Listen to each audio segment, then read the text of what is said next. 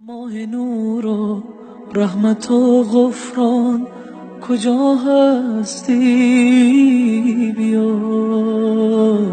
ماه شوق.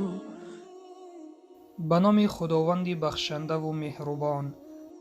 از ابو هریره خداوند از او راضی باد روایت است که پیامبر صلی الله علیه و سلم فرمودند هرگاه اول شب رمضان فرا رسد شیطان ها و جین های سرکش بسته و درهای دوزخ پوشیده می شوند و یگان در آن باز نمی شود. درهای بهشت باز می شوند و یگان در آن بسته نمی شود. ندا کننده ندا می کند ای جوینده خیر شتاب کن و ای طلب کننده شر باز است. خداوند از آتش دوزخ آزاد کردگانی دارد. روایت حاکم.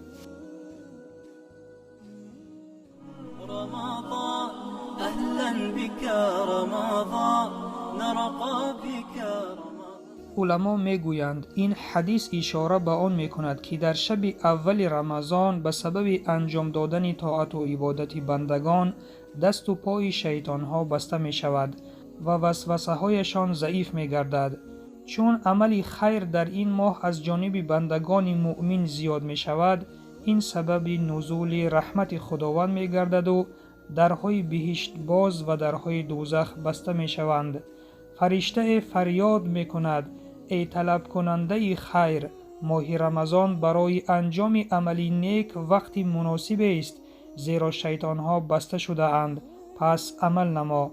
و ای طلب کننده شر باز است، زیرا ماه رمضان زمان مناسب برای قبول توبه است. خداوند در این ماه بندگان زیادی را از آتش دوزخ آزاد کرده و گناهانشان را مغفرت می کند.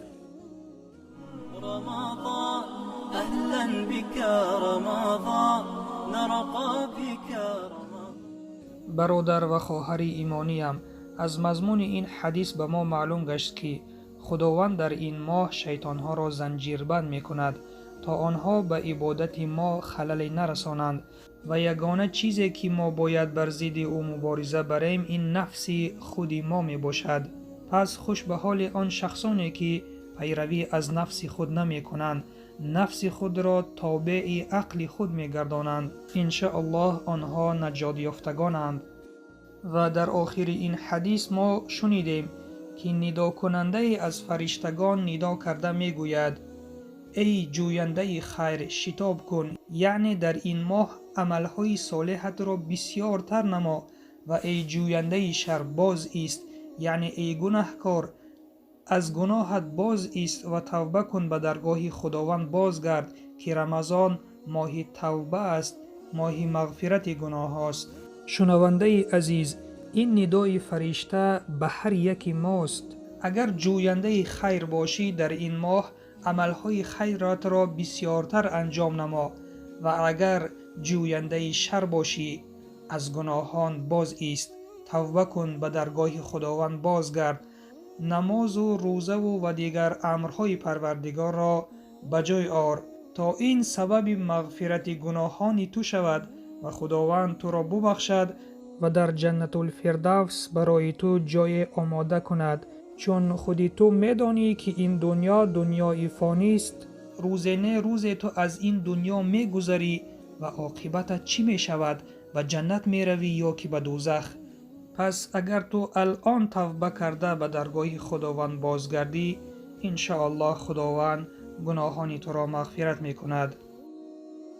و سلام بر آن شخصانی که راهی هدایت را پیشه گرفتند.